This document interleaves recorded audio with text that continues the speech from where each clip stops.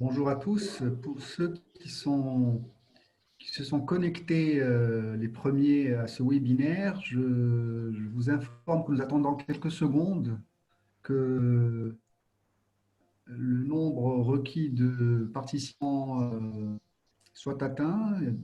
Plusieurs personnes sont en train de se connecter. Donc nous allons attendre un petit peu quelques secondes, si vous voulez bien patienter. Merci.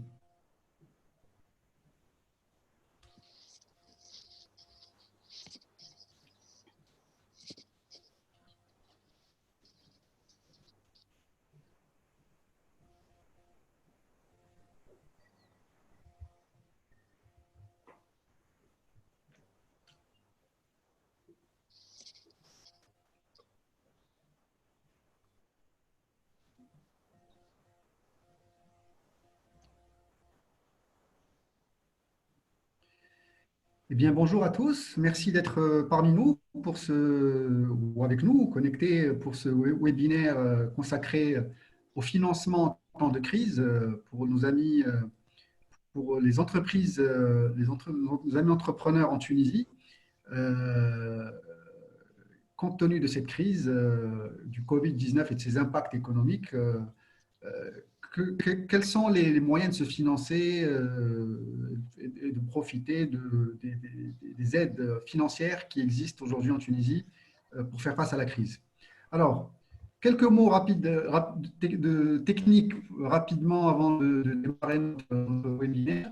Je demanderai pour que l'on puisse converser, qu'il puisse y avoir un échange de questions. Je demanderai à tout le monde de désactiver le mode plein écran, de cliquer sur le chat conversation, de sorte à ce que vous puissiez poser vos questions et voir celles des autres participants. Et troisième chose, par rapport à ce chat conversation, est-ce que vous pourriez aussi cliquer sur l'option tous les conférenciers et les participants, de sorte à ce que tout le monde puisse justement accéder à vos questions. Alors, un autre mot aussi pour introduire le forum, l'espace dans lequel se déroule ce webinaire et un certain nombre d'activités d'appui au financement, un certain nombre d'activités aux entreprises.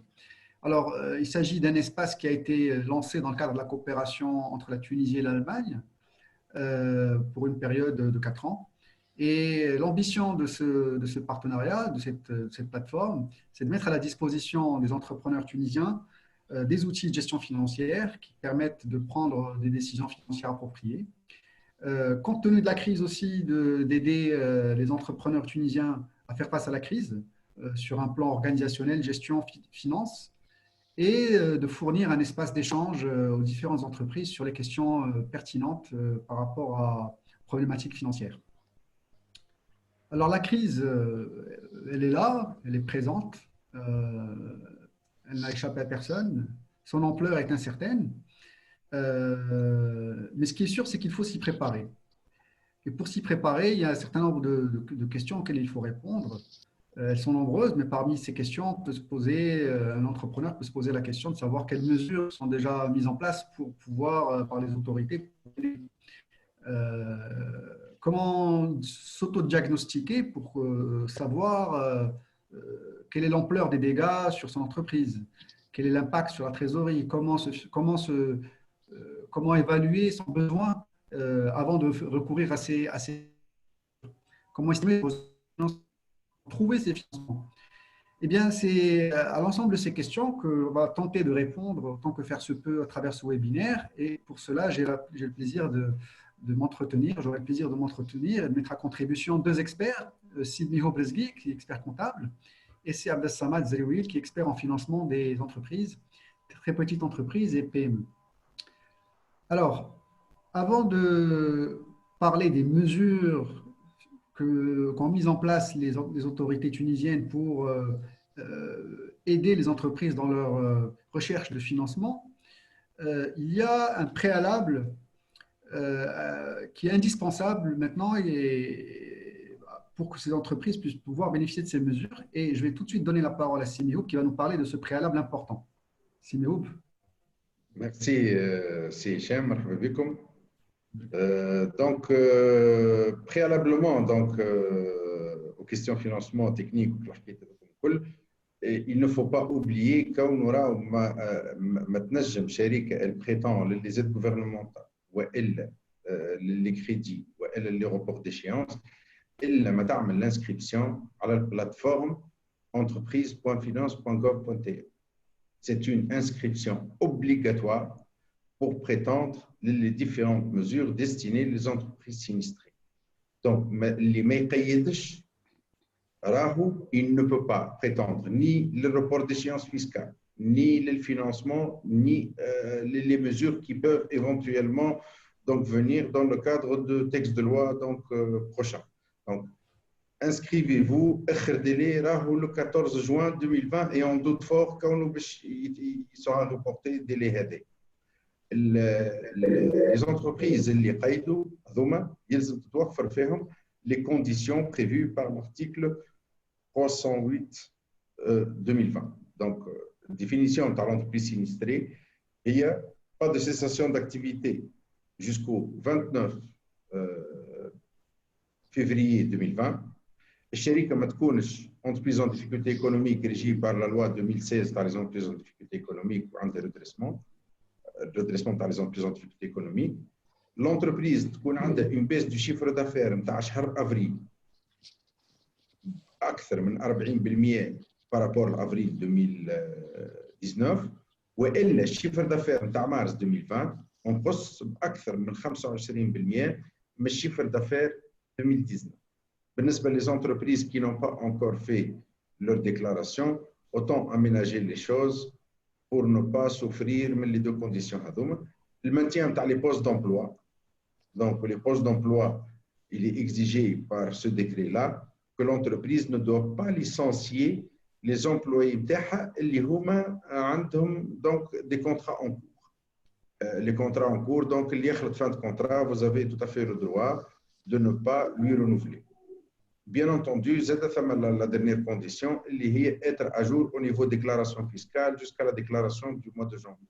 C'est une condition, le rapport du commissaire aux comptes pour les sociétés soumises au commissariat aux comptes. C'est un modèle préparé par l'administration, un modèle de rapport, leurs experts comptables, pour pouvoir donc bénéficier de ces mesures. Le commissaire aux comptes, l'expert comptable, il sont un rapport qui est bel et bien chiffre d'affaires où vous avez maintenu les postes d'emploi. C'est surtout pour ces choses-là que le commissaire aux comptes rend un rapport. Merci, Sinéo. Donc, on a compris qu'il fallait s'enregistrer rapidement avant le 14 ou plus tard, et qu'il fallait aussi respecter la définition de l'entreprise sinistrée et montrer qu'on la respecte en s'enregistrant pour pouvoir bénéficier de ces mesures. Alors, ces mesures, justement, quelles sont-elles, Sinéo? En fait, les mesures les prévues pour les entreprises sinistrées, sur le plan financement, on a prévu l'accès à une ligne de crédit de refinancement et de rééchelonnement. Donc, ligne de l'investissement, c'est le refinancement et le rééchelonnement. Donc, c'est une ligne qui vise à financer le fonds de roulement de l'entreprise sous forme de crédit mobilisé, donc sous forme destinée pour le besoin en fonds de roulement. Vous pouvez prétendre à ce genre de crédit jusqu'à décembre 2020, sans limitation du montant. C'est entre guillemets, le montant a été donc fixé, plafonné en termes de garantie par la Sotuga à 1 million de dinars. Donc, Sotuga ne garantit pas le montant supérieur à 1 million de dinars pour étendre la garantie au maximum d'entreprises sur une durée qui peut aller jusqu'à 7 ans avec 2 années de grâce. Ou pas de garantie spécifique exigée, puisque le Sotugar, la Société tunisienne de garantie, elle va donner sa garantie à la banque pour couvrir 90% du montant du crédit. Donc, c'est très important. Donc, c'est un mécanisme de financement qui est assez important. Le montage, bien entendu, il se fera selon la situation du client.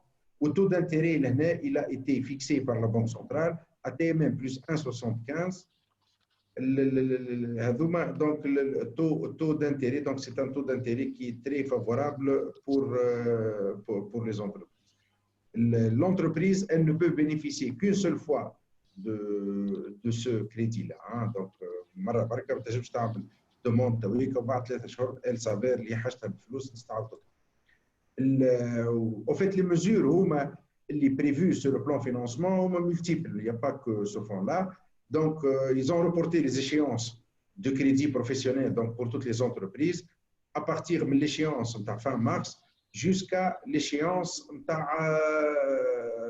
fin août ou à partir de septembre. Donc, les échéances à partir de septembre avec un décalage où les textes de loi donc en conséquence pour garder toujours l'assurance اللي هي خاطر باش يخلص بعد الديلي couvert par une assurance, de décaler aussi les garanties خاطر les garanties باش يقعدوا بعد l'échéance. Aussi زاد les entreprises هذوما قلنا الفون اللي حكينا عليه اللي هو 300 مليون دينار c'est un crédit de rééchelonnement. يعني الشركه كي باش تعمل rééchelonnement le coût supplémentaire qu'elle va engager. Donc, avec le coût, donc, il peut être financé à travers ce fonds-là, moyennant un taux d'intérêt supplémentaire de TME plus 164. Bien entendu, la Sotugar, elle couvre aussi donc, les crédits, donc pas besoin de donner une garantie réelle, pour les sociétés qui ont un chiffre d'affaires inférieur ou égal à 10 millions de dinars. Donc, les sociétés ce sont des structures plus ou moins solides et donc ils n'ont pas besoin de la garantie Sotugar. La Sotugar intervient pour couvrir plus ou moins les entreprises plus ou moins fragiles. Aussi, il y a d'autres fonds de soutien, le secteur touristique ou les entreprises les plus sinistrées, 500 millions de dinars, 700 millions de dinars. Je une disposition spécifique. Probablement, ils vont regrouper tous les fonds. Je ne sais pas comment ils vont fonctionner. Mais il y a encore de l'argent normalement qui va donc profiter aux entreprises sinistrées. Toutes ces dispositions sont conditionnées par l'inscription sur la plateforme entreprise.gov.tr. Une mesure bancaire, ça va les les chèques sans provision. Donc, ça va برشا ناس خرجوا شيكات malheureusement تبلوكاو واحنا عندنا une technique donc les chèques نتاعنا نخلصوا بهم à terme alors que le chèque c'est un moyen de paiement à vue. Ces chèques-là, une fois صب le client الشيكات نتاعك toute la procédure pour les chèques sans provision elle est bloquée. يعني حتى البنك normalement elle n'a pas le droit de vous retenir le frais نتاع الhuissier notaire تاع عقد المنفذ ومتاع الفري دامبيي الاولانيين. Ou si votre banque vous a retiré cet argent-là, passez la voir, elle va vous rembourser. Elle l'a fait pour d'autres clients. Donc, j'attire votre attention sur ces choses. Très bien, merci beaucoup, Simihoub. Alors, je pense qu'à ce stade, on peut prendre quelques questions par rapport à cette première partie. Donc, je rappelle les deux éléments, c'est qu'il faut s'inscrire sur le site du ministère pour être éligible, répondre conforme aux critères de l'entreprise sinistrée. Et puis, deuxièmement, il y a un certain nombre de mesures de financement dans les mesures de rééchelonnement et de refinancement. Alors, j'ai une première question ici qui concerne les personnes physiques. On me dit comment se financer lorsque l'on est une personne physique, régime réel, et que notre domaine d'activité est l'animation touristique. Voilà, c'est un cas particulier. Une personne physique qui tient sa comptabilité selon le régime réel, pratiquement sur le plan bancaire, c'est comme une société personne morale. Donc, elle a une comptabilité, elle peut justifier donc, la baisse de son chiffre d'affaires moyennant un rapport d'expert comptable ou d'un comptable agréé, membre de la compagnie. Donc, الشركة هذه تعمل الدوموند نتاعها بانكير تقيد على البلاتفورم الشخص هذا يقيد على البلاتفورم باسم الشركة نتاعو بالباتين نتاعو وبعد يسادريس à sa banque يتوفروا فيه les conditions que je viens de citer, automatiquement il peut bénéficier du financement, le financement privilégié pour restructuration et le rééchelonnement. Il le reçoit d'office. Une petite question en fait qui a été posée par une personne il y a quelques temps et à laquelle on n'avait pas répondu de manière peut-être suffisamment précise. Est-ce qu'il faut absolument s'inscrire lorsqu'on veut aussi faire un report de paiement de prêt? Paiement d'échéance de crédit, vous voulez dire. Paiement d'échéance de crédit, oui, tout à fait. Il faut aussi s'enregistrer. Il a été prévu avant même de mettre en place cette plateforme-là. C'est sur simple demande. C'est l'objet du premier décret, le décret 306, je pense. Donc, juste, il dépose une demande auprès de sa banque pour l'échéance et le report se fait d'une manière systématique pour les clients classés en classe 0 et classe 1 en termes de risque. Et pour les classes supérieures, donc classe 2, 3, donc c'est au cas par cas. Mais généralement, ils ont reporté les échéances sur demande. Hein. Donc, vous déposez votre demande et les échéances sont reportées indépendamment de cette plateforme. Très bien. Donc, c'est important de le préciser. La plateforme, en fait, elle sert uniquement à ceux qui ont besoin de se financer, pas ceux qui ont besoin de reporter le paiement de leurs échéances. Très bien. Alors, j'ai aussi une question assez spécifique d'une personne qui nous informe qu'elle a un marché de 600 000, alors c'est MD, donc je pense que elle a voulu dire 600 millions de dinars, 600 000 dinars, 1000 dinars, 600 000 dinars. 600 000 dinars par an et qui a besoin d'une avance. Au fait, le financement d'un marché en cours, c'est une pratique courante, surtout pour les marchés avec l'État, ou un marché enregistré. Les banques procèdent souvent donc, à financer les marchés pour les entreprises parce que les entreprises n'ont pas de fonds de roulement. De toutes les façons, indépendamment du fait que vous disposez d'un marché ou non, c'est une garantie supplémentaire pour votre banque. Si vous êtes vraiment une entreprise touchée par la crise Covid et vous respectez plus ou moins les critères donc, prévus par la loi, vous pouvez prétendre au financement indépendamment du fait que vous disposez de marché ou non. Hein. Donc, pour ajouter juste un mot. De disposer d'un marché. Hein. Donc, c'est un plus.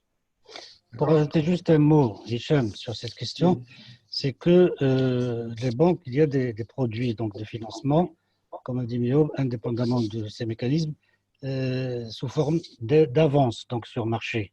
Donc, il y a des conditions que le client doit donc, respecter. Il faut voir l'état d'avancement des travaux, ou bien le marché lui-même, en quoi il consiste. Donc, il y a des possibilités de financement. Il faut voir ça avec la banque de manière très précise.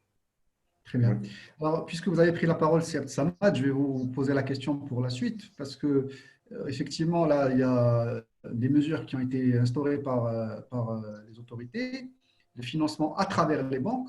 Et donc, la question, c'est comment aussi les banques se préparent-elles? Quel dispositif mettent-elles en place pour octroyer ces financements aux entrepreneurs? Oui. Alors, les banques, afin déjà de gérer les demandes de leurs clients, entreprises notamment, afin de rendre autrement effectives les décisions des institutions gouvernementales, donc on a parlé de la BCT, du ministère des Finances, de la Sotugar et tout ça, elles se sont aussi inscrites donc, dans le cadre des dispositions qu'on veut voir. Premièrement, il y a des reports d'échéance dont on a parlé tout à l'heure avec Mio, ces reports d'échéance qui sont automatiques pour certaines catégories et sur étude du dossier pour d'autres. Le deuxième point qui est important aussi, c'est le rééchelonnement de crédit, c'est-à-dire que le client ou bien l'entreprise qui a déjà des crédits, qui a des remboursements qui se font, mais maintenant il y a une difficulté de trésorerie qui est certaine, donc on peut avoir un rééchelonnement ou bien une restructuration carrément donc de la refonte de l'amortissement du crédit. En fonction, bien sûr, des prévisions en matière de trésorerie, en fonction de la capacité de remboursement. Donc, l'entreprise a vraiment intérêt à bien analyser, étudier et donc tous ces éléments-là pour effectivement cadrer avec la reprise. On va voir ça dans la partie suivante. Et il y a le troisième point qui est très important aussi, c'est les nouveaux crédits qui sont mis en place par les banques et avec un recours possible aux garanties Sotugar sous certaines conditions. Ces dispositifs Sotugar, on a parlé donc de préinscription, on a parlé d'éligibilité et on a parlé d'avantages. Donc, à mon avis, j'ouvre une parenthèse pour passer un message aux entreprises parce que les avantages de ces mécanismes sont très, très intéressants. Par exemple, quand on parle d'un crédit amortissable, c'est-à-dire un crédit qui va me permettre de rembourser sur une période définie, en l'occurrence ici, jusqu'à 7 ans, une échéance fixe, ça me permet déjà de souffler et avec 2 ans de période de grâce. Donc, c'est des avantages qui ne sont pas négligeables. Maintenant, au niveau pratique, comment ça se passe? Les banques, qu'est-ce qu'elles ont fait, qu'est-ce qu'elles ont mis en place pour rendre plus facile cet accès, pour répondre à ce besoin? Tout de suite, elles ont toutes pratiquement dédié leur centre de relations clients à la communication avec la clientèle, pour soit répondre à des questions comme ça spontanées, soit effectivement demander aux clients de faire des procédures ou bien de s'inscrire dans des spécificités. Ils y ont mis aussi des formulaires en ligne parce que, surtout durant la période de confinement, ce n'était pas évident, donc les agences étaient fermées et on ne pouvait pas vraiment communiquer de manière libre. Donc toutes les banques se sont mises au digital, plus ou moins. Du moins, ils l'ont annoncé. Il y a eu des formulaires en ligne, soit pour recueillir les demandes, soit pour recueillir des demandes de crédit, des demandes donc de report et tout ce qu'on a dit. Mais là, il y a un point donc à mettre en exergue, à mon avis, c'est que la réalité est tout autre. Parce qu'on a toujours des entreprises qui disent qu'ils ont fait des demandes, qu'ils ont approché la banque, mais jusqu'à maintenant, ils n'ont pas encore eu de réponse et ils n'ont pas encore eu donc une suite à leur demande. Ça veut dire qu'il y a un enjeu actuellement que les banques doivent prendre au sérieux. Ils doivent véritablement adapter donc tout leur process, tout leur système de décision au crédit et d'analyse de risque à la période, parce que c'est une période quand même de crise. Et la période de crise demande une réponse immédiate, une célérité. Il y a certaines banques qui ont annoncé des délais de réponse de 5 jours, alors que dans la réalité, elle les dépasse largement. Et l'entreprise qui est en difficulté ne peut pas attendre. Et c'est ça la problématique. Ce qui fait que ce problème donc, de coller vraiment à l'urgence de la crise, c'est un point très très important que les banques doivent effectivement rendre véridique et rendre, c'est-à-dire pratique. Très bien, merci. Donc, on a compris que les banques ont mis en place des dispositifs intéressants, mais qu'il s'agit de les rendre effectifs, opérationnels et surtout rapides pour que les entrepreneurs puissent bénéficier facilement de ces financements. Alors, maintenant, du côté entrepreneur, il s'agit de se préparer. Et donc, se préparer, la question, c'est comment? Je vous la pose, cette question, Siméo. Comment un entrepreneur doit se préparer maintenant pour pouvoir bénéficier de ces financements? Oui, يعطيك الصحة. Donc c'est Hichem. Au fait, se préparer donc le financement. Donc la première chose qu'il faut faire, c'est évaluer l'impact de la crise. Hein. Donc et cette évaluation, donc elle passe impérativement donc par un diagnostic. Le diagnostic de la situation financière. Donc, celui qui est bien équipé, qui a un responsable financier, donc il peut le faire au sein de sa propre entreprise. Celui qui n'est pas équipé, il peut s'adresser donc les sites donc espace entreprise entrepreneur. Donc, il chauffe à le site, on a un diagnostic. Nous avons des démonstrations, comment utiliser donc ce questionnaire autodiagnostic pour évaluer donc l'impact de la crise. Après l'évaluation donc et le diagnostic de la situation financière, donc on a plus ou moins cerné quel est l'impact de la crise, de combien on a besoin, comment on devrait sauver notre entreprise. Donc il faut s'informer sur l'éligibilité aux divers mécanismes donc disponibles. Donc l'information, elle peut passer donc à travers la participation de ce webinaire et à travers la consultation des différents textes de loi, de parler avec votre banquier pour qu'il puisse vous orienter encore plus. Donc, l'information, c'est quelque chose de très important. Juste après, donc, il faut préparer son dossier. Une fois que vous avez regroupé tous les éléments nécessaires à votre demande, donc, تحضر dossier وتمشي البنك pour le déposer. Bien entendu, il faut faire un suivi rapproché auprès de sa banque. في l'évaluation donc d'impact de la crise sur son activité, احنا نعرفوا اللي الكريز راهو elle a profité à certains, elle a détruit d'autres et elle a plus ou moins fatigué ou elle a plus ou moins détérioré l'activité de certains. Donc,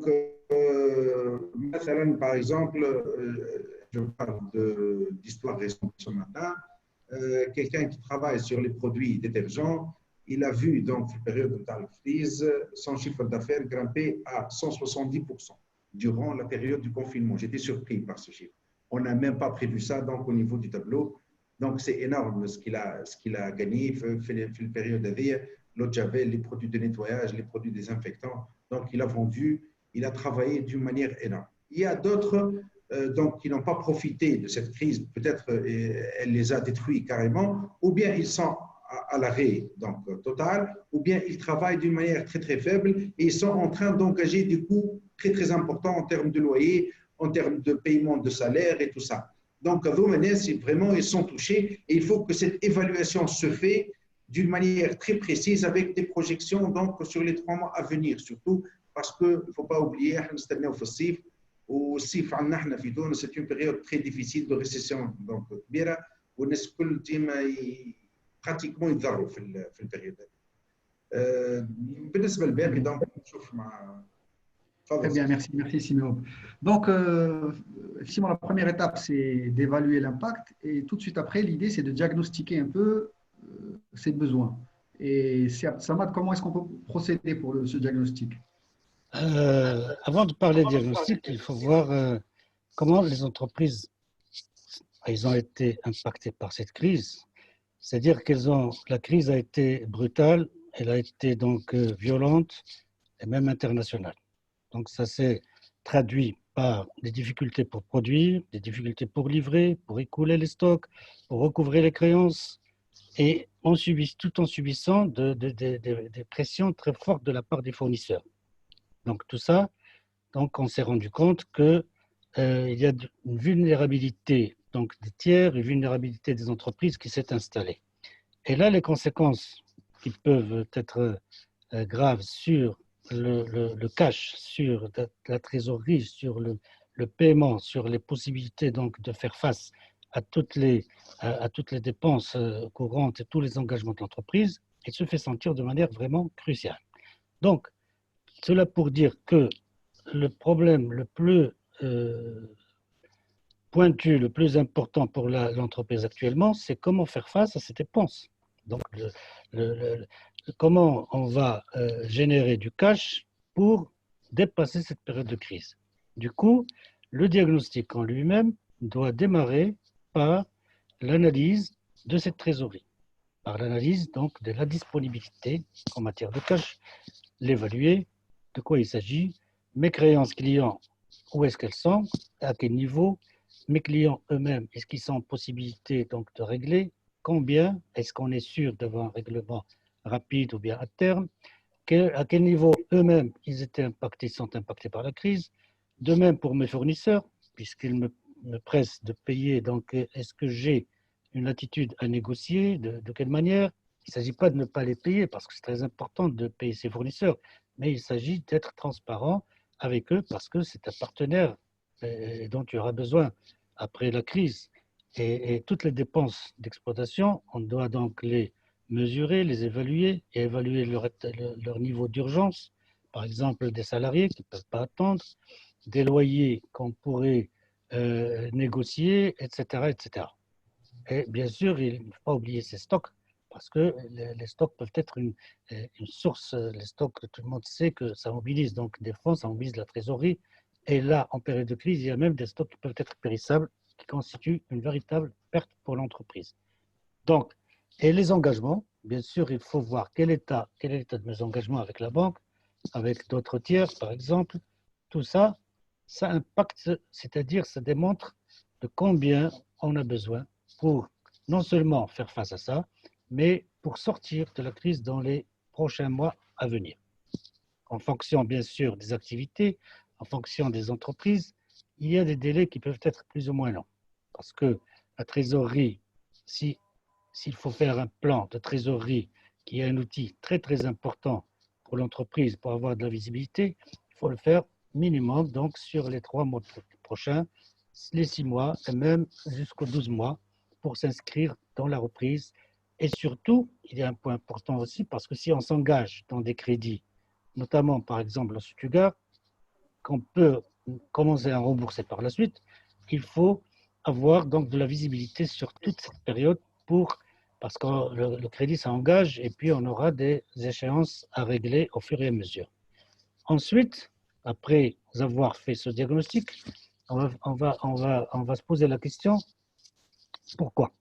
Parce que, plus important, comme je viens de dire, il faut évaluer ses besoins de trésorerie, estimer le besoin de financement. Quelles sont les solutions? Est-ce que l'entreprise ou bien l'entrepreneur a des possibilités personnelles, de l'épargne? Est-ce qu'il peut apporter quelque chose de son environnement, de lui-même, pour avancer? Ou bien, s'il n'y a pas de possibilité interne à l'entreprise ou bien interne à l'entrepreneur lui-même, on fait affaire, on fait face, donc on appelle à la banque. Et là, bien sûr, il faut se préparer sérieusement.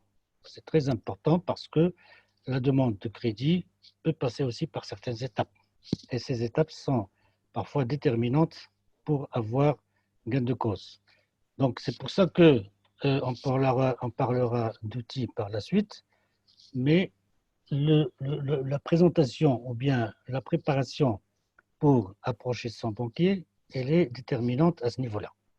Déjà, il faut commencer à se poser des questions sur son dossier juridique, administratif, est-ce qu'il est à jour?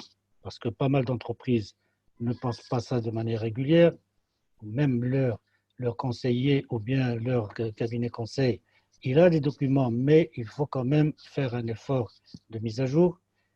Est-ce que l'entrepreneur, il connaît bien son impact dont a parlé Mio tout à l'heure pour pouvoir communiquer avec la banque, pour pouvoir négocier avec la banque le montant dont il a besoin, pour convaincre le banquier donc de cet impact? Est-ce que l'entrepreneur déjà a connaissance de son entreprise, c'est-à-dire de manière profonde, de manière de ses flux, non seulement de trésorerie, mais des flux de manière générale, et de son business model pour qu'il puisse le présenter au banquier pour le convaincre? Et bien sûr, il faut avoir toujours un plan de trésorerie parce que c'est là un outil de communication très fort avec le banquier. Il faut bien sûr revenir à ces états financiers, ce qu'ils ont été faits. Est-ce qu'on a même une situation intermédiaire sur l'année 2020? Est-ce qu'on a des prévisions? Donc tout ça, c'est des éléments qui peuvent nous aider à bien négocier avec le banquier. C'est un point important. Donc pour résumer ou bien récapituler un peu les éléments, c'est qu'il faut le maître mot, parce que nous avons en face un banquier qui est le partenaire numéro 1 de l'entreprise. Donc, il faut prendre les choses de manière sérieuse. Il faut définir son besoin de trésorerie, comme on l'a dit, définir son besoin de manière optimale, à ne pas sous-estimer ni surestimer, préparer donc le dossier, préparer les axes de communication avec notre banquier. Il y a un point, une parenthèse, c'est parce qu'on a maintenant des formulaires en ligne qui ont été mis par plusieurs banques. Et là, ça complique un peu. Ça complique et ça facilite. Pourquoi ça complique? Parce qu'il faut être prêt bien à l'avance pour aborder un formulaire. Et ça facilite aussi parce qu'on donne d'un seul jet toutes les informations à la banque. Et puis par la suite, c'est plus rapide. Mais ça n'empêche pas qu'il faut bien le faire de manière méticuleuse. À ce niveau-là, on peut bien sûr se faire accompagner, se faire aider par son cabinet comptable ou bien par son cabinet de conseil. Et bien sûr, à la fin, quand on parle de négociation, c'est des points forts, des points faibles qu'il faut relever, qu'il faut négocier avec le banquier. Donc, il faut expliquer, il faut convaincre, il faut justifier. Plus on a de justificatifs, plus on peut avoir gain de cause. Là, il y a deux points qui sont structurants dans cette négociation, c'est la cohérence et la transparence. La cohérence, pourquoi? Parce que le banquier, dans son analyse du risque qu'il fait donc de manière régulière, c'est évaluer quel est le degré de cohérence donc, des informations qui sont données par l'entreprise. Est-ce que l'entrepreneur lui-même a été cohérent, par exemple, en parlant des prévisions, en parlant des futures sorties d'argent, en parlant des futures entrées d'argent, et est-ce qu'il a été cohérent avec ses capacités de production, avec ses capacités, par exemple, en matière logistique, en matière de ressources humaines, en matière de moyens économiques qui sont mis à la disposition de l'entreprise, et en fonction même aussi de son expérience, de son engagement personnel dans l'entreprise, de son patrimoine.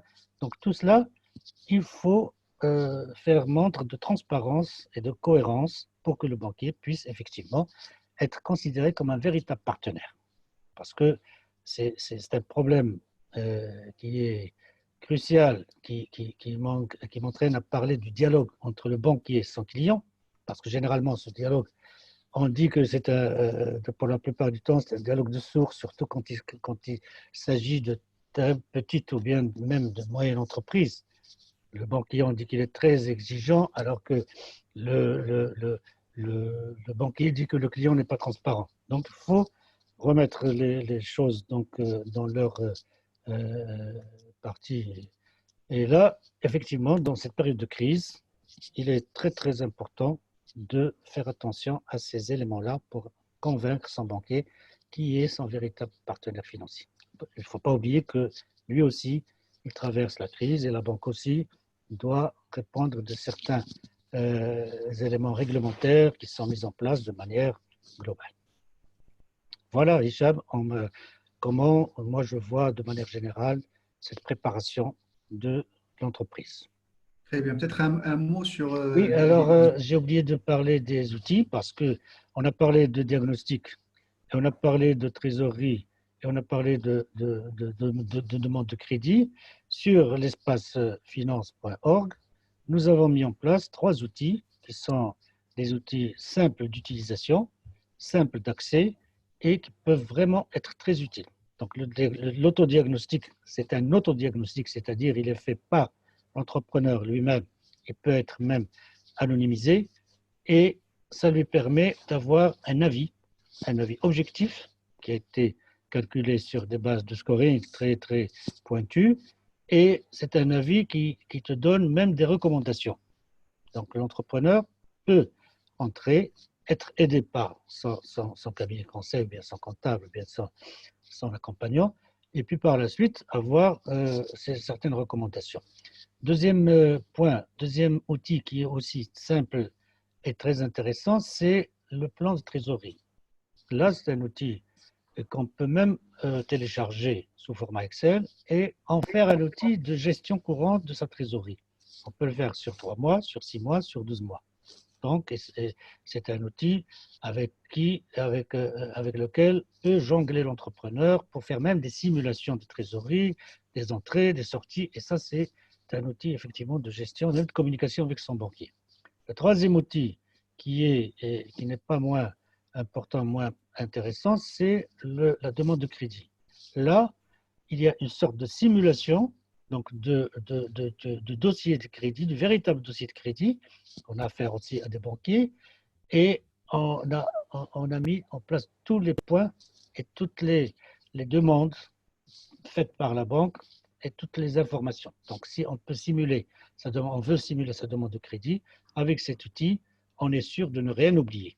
Et on est sûr donc de vérifier l'exhaustivité non seulement de la documentation dont on a besoin, mais aussi des éléments de réflexion qui vont nous pousser à préparer donc des réponses vraiment pertinentes pour convaincre notre partenaire financier. Merci Samad et merci Silvio. Donc, je vais vous solliciter tous les deux pour répondre à quelques questions qu'on peut prendre à ce stade. Alors, il y a une première question tout de suite qui vient d'être posée par un entrepreneur qui possède une entreprise de travaux publics et qui nous demande, qui nous établit, enfin, qui nous fait part de son cas. Il a un crédit qui ne dépasse pas 20 000 dinars sa banque lui apprend qu'il ne peut pas solliciter un crédit de plus de 20 000 dinars alors que son chiffre d'affaires mensuel est de 70 000 dinars, avec un paiement des traites sur une durée de 7 à 10 mois. Et donc, là, il nous fait part de ce refus de la banque de lui octroyer plus qu'un certain montant, alors qu'il semble avoir un niveau de revenu suffisant. Alors, 70 000 versus 20 000, peut-être que ça se discute, mais Oui, et puis il fait un commentaire, pardon que je finisse ma question, qui est que les banques exigent beaucoup de garanties. Voilà. Donc voilà, il y a une frustration par rapport à un niveau de montant de prêt maximum qui peut lui être octroyé et une inquiétude par rapport au montant de garantie qui lui est demandé. Qu'est-ce qu'on peut lui Oui, répondre?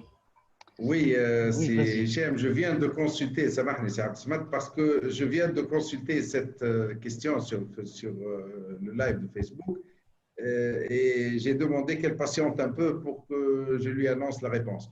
Au fait, le banquier lui propose une solution qui n'est pas dans le cadre du décret 308 et de la circulaire de la Banque centrale. C'est un autre arrangement avec la banque, avec des traites, avec un paiement sur, je ne sais pas combien, donc sur 7 et 10 mois.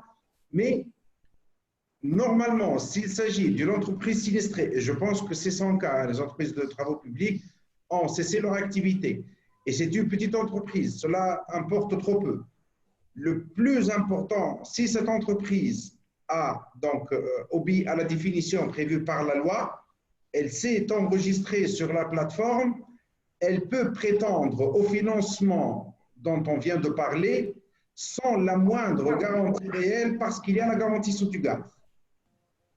Et le montant maximum qu'elle peut donc en bénéficier, selon la circulaire de la Banque centrale, c'est ou bien 3 mois de chiffre d'affaires, donc un quart du chiffre d'affaires de l'année dernière, ou bien 6 mois de charges salariales.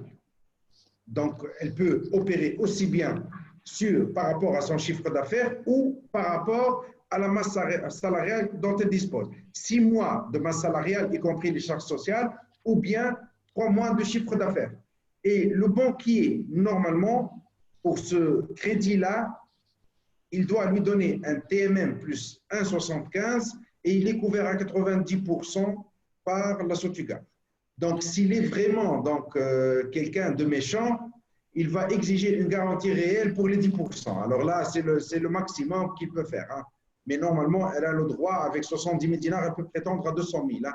Donc, d'un seul coup, lorsque je vois comme ça, donc 70 000 fois 3, c'est 210 000. Donc, elle peut prétendre à 200 000 dinars de crédit immédiat, sans garantie réelle, avec une garantie Sotuga.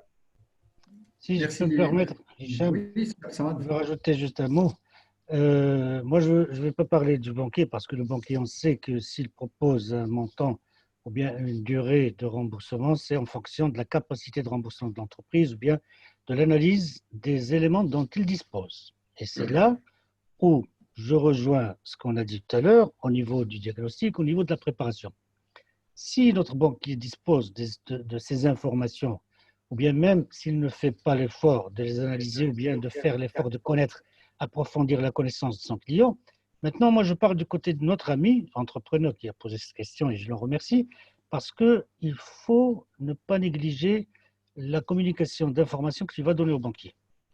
Comment déjà diagnostiquer ta situation, combien tu as besoin et pourquoi.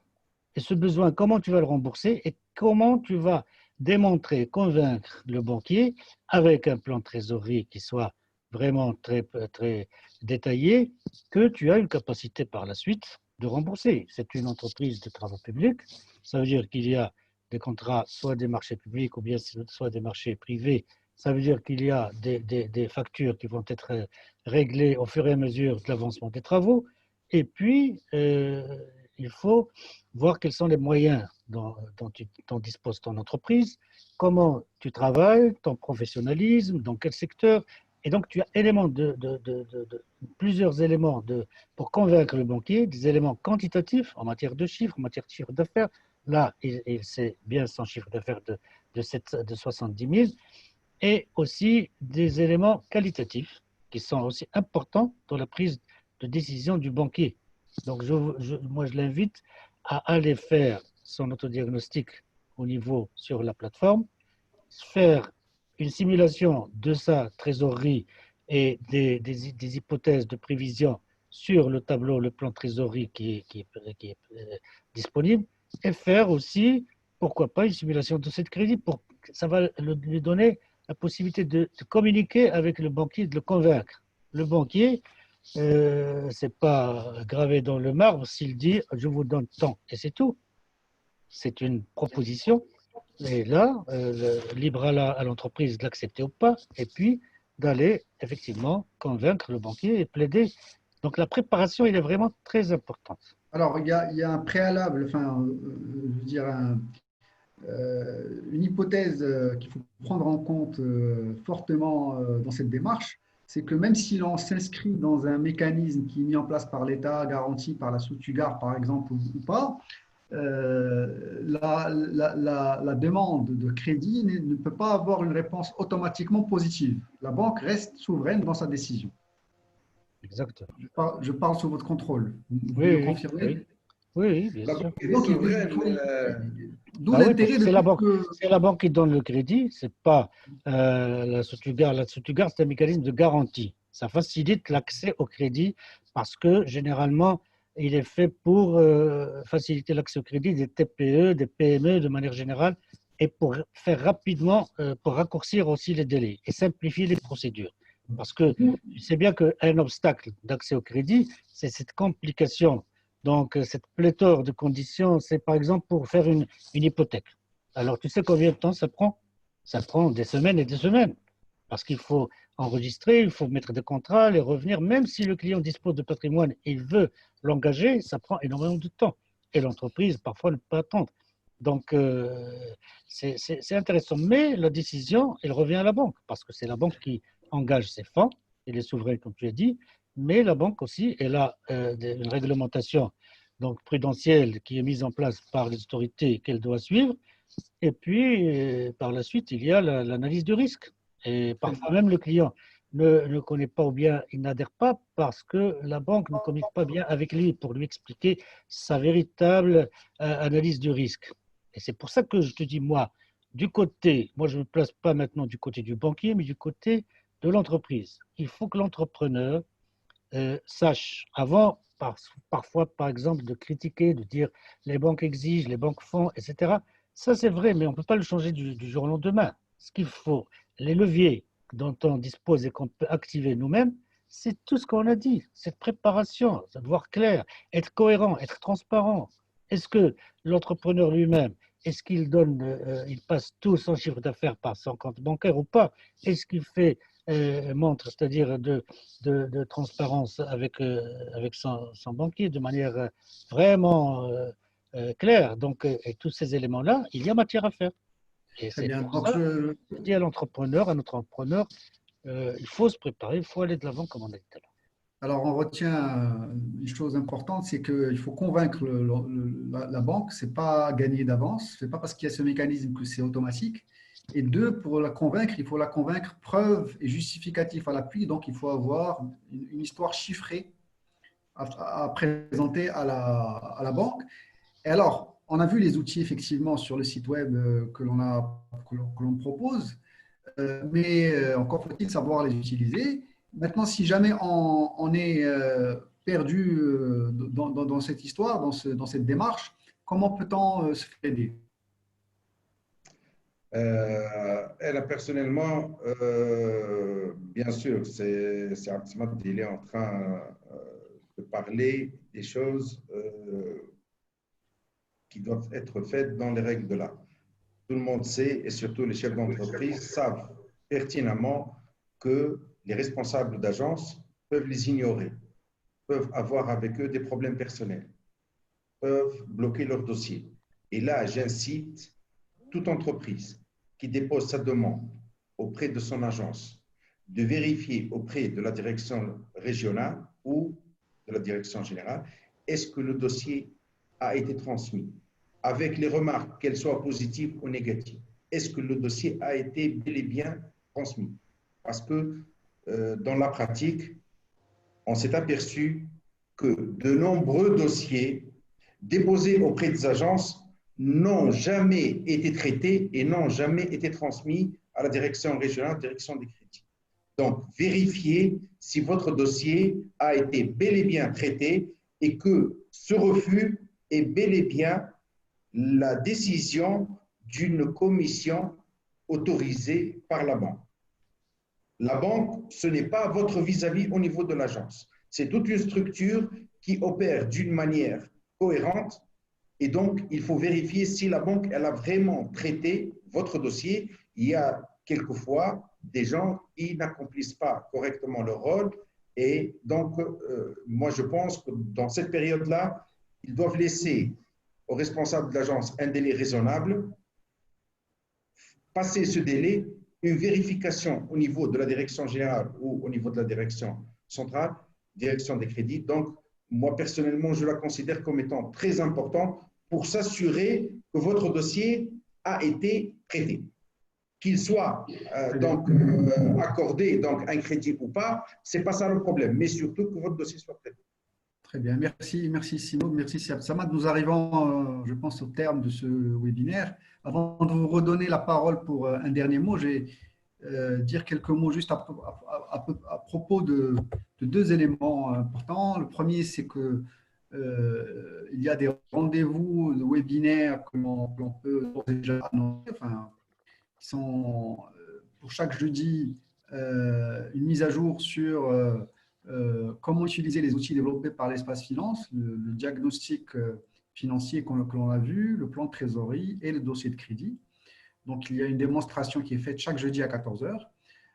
Chaque jeudi, comme aujourd'hui, à 16 heures, il y a le webinaire, la mise à jour du webinaire actuel, Financer en temps de crise. Et donc, à chaque fois qu'il y a des nouveautés d'un point de vue réglementaire, d'un point de vue process, d'un point de vue intervenant, nous mettons à jour ce webinaire. Et autre élément que je voulais mentionner, c'est que nous avons fait référence aux outils, diagnostic financier, plan de trésorerie, demande de crédit. Alors, ces outils sont disponibles sur l'espace www.espacefinance.org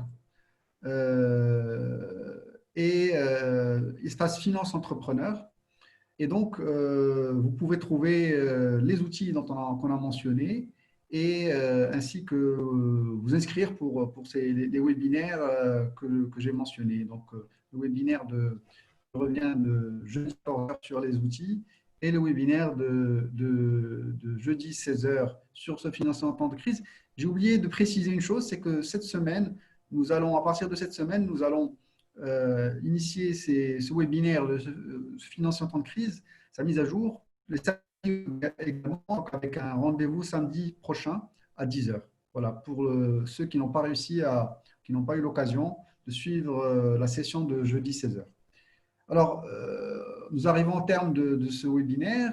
C'est Abd Samad et Simio que je vais vous demander chacun de dire un dernier mot à l'attention des entrepreneurs. Alors, oui, merci. Donc, moi, si j'ai un conseil sincèrement à donner à nos amis entrepreneurs, c'est que, à part le fait de chercher l'information et la vraie information, la bonne information, c'est-à-dire l'information avérée sur tous les mécanismes d'appui, tous les mécanismes de financement et tout ça, ça c'est un point nécessaire. Mais il est très très important et crucial de maintenir une bonne gestion de sa trésorerie durant cette période de crise. Parce que si on n'a pas une véritable discipline de cash, une discipline cash pendant la crise et à la sortie de crise, on aura des problèmes donc, de paiement et ça va faire, c'est-à-dire régresser l'entreprise en arrière. Donc la trésorerie, il ne faut pas la négliger. C'est en période de crise et en sortie de crise, c'est quelque chose de vraiment formidable, vraiment crucial, je veux dire. Simio. Moi, je dirais même pour les entreprises qui, pour le moment, n'ont pas besoin d'argent, il faut quand même s'inscrire sur la plateforme parce que toutes les mesures qui vont être édictées plus tard, dont on ne sait même pas l'ampleur, ne peuvent profiter qu'à ceux qui se sont inscrits sur cet espace-là. Donc, inscrivez-vous sur la plateforme finance.entreprise.gov.tr. Bien entendu, essayez de profiter des instruments fournis gratuitement sur espacefinance.org, sur la page Facebook pour participer donc à tous nos lives. Et vous pouvez voir donc toutes nos vidéos sur notre chaîne YouTube. Merci beaucoup. Merci Siméon, merci Samad. Donc, vous avez bien fait de rappeler le site web espacefinance.org, la page Facebook Espace Finance Entrepreneur, et nous sommes aussi disponibles sur YouTube. Donc voilà, je remercie tous les participants, je vous remercie messieurs les conférenciers, les experts, et je donne rendez-vous à tout le monde dès samedi 10h. Et puis, pour ceux qui seront au rendez-vous jeudi prochain, ça sera toujours à 16h. Voilà, je vous remercie et à bientôt. Merci. Bientôt. À bientôt.